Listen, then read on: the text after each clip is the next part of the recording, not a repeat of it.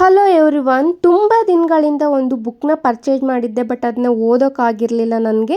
ಇವತ್ತಾದರೂ ಕೂತ್ಕೊಂಡು ಓದಿ ಫಿನಿಷ್ ಮಾಡೋಣ ಅಂತ ಹೇಳಿ ಓದ್ತಾ ಇದ್ದೆ. ಬಟ್ ಅಷ್ಟೂ ಫಿನಿಷ್ ಮಾಡೋದಕ್ಕಾಗಲಿಲ್ಲ. ಅರ್ಧ ಅಷ್ಟೇ ಓದಿ ಮುಗಿಸಿದ್ದಾಯಿತು. ಇನ್ನು ಪಾಟ್ಗೆಲ್ಲ ಬಿಸಿಲೇ ಬರ್ತಾ ಇರಲಿಲ್ಲ. ಹಾಗಾಗಿ ಆ ಪಾಟ್ನು ಕೂಡ ಬಿಸಿಲು ಬರೋ ಕಡೆ ಶಿಫ್ಟ್ ಮಾಡ್ತಾ ಇದ್ದೀನಿ. ಹಾಗೆ ಯಾಕೋ ಗಿಡಗಳಿಗೆ ರೋಗ ಬಂದಿದೆ ಅಂತ ಅನ್ನಿಸ್ತಾ ಇತ್ತು ನನಗೆ. ಹಾಗೆ ಬೆಳಗ್ಗೆ ಈರುಳ್ಳಿ ಸಿಪ್ಪೆನೆಲ್ಲ ನೀರಿಗೆ ಹಾಕಿ ಇಟ್ಟಿದ್ದೆ. ಈಗ ಆ ಈರುಳ್ಳಿ ಸಿಪ್ಪೆನೆಲ್ಲ ಹಿಂಡಿ ಮತ್ತೆ ಒಂದು ಸೈಡಲ್ಲಿ ಪ್ಲೇಟ್ಗೆ ಎತ್ತಿಡ್ತಾ ಇದ್ದೀನಿ. ಹಾಗೆ ಆ ನೀರನ್ನು ಕೂಡ ಗಿಡಗಳಿಗೆ ಹಾಕ್ತಾ ಇದ್ದೀನಿ. ಮೇಲ್ಗಡೆ ಸ್ವಲ್ಪ ಫ್ರೈ ಮಾಡ್ಕೊಳ್ತಾ ಇದ್ದೀನಿ. ಬಾಟಲ್ ಇದ್ದರೆ ಬಾಟಲಲ್ಲೂ ಕೂಡ ಈ ರೀತಿ ಮಾಡ್ಕೊಳ್ಬೋದು. ಈ ರೀತಿ ಮಾಡೋದ್ರಿಂದ ಸ್ವಲ್ಪ ಕೀಟಾಣುಗಳನ್ನು ಅವಾಯ್ಡ್ ಮಾಡ್ಬೋದು ಅಂತ ಹೇಳಿ ಅಷ್ಟೇ.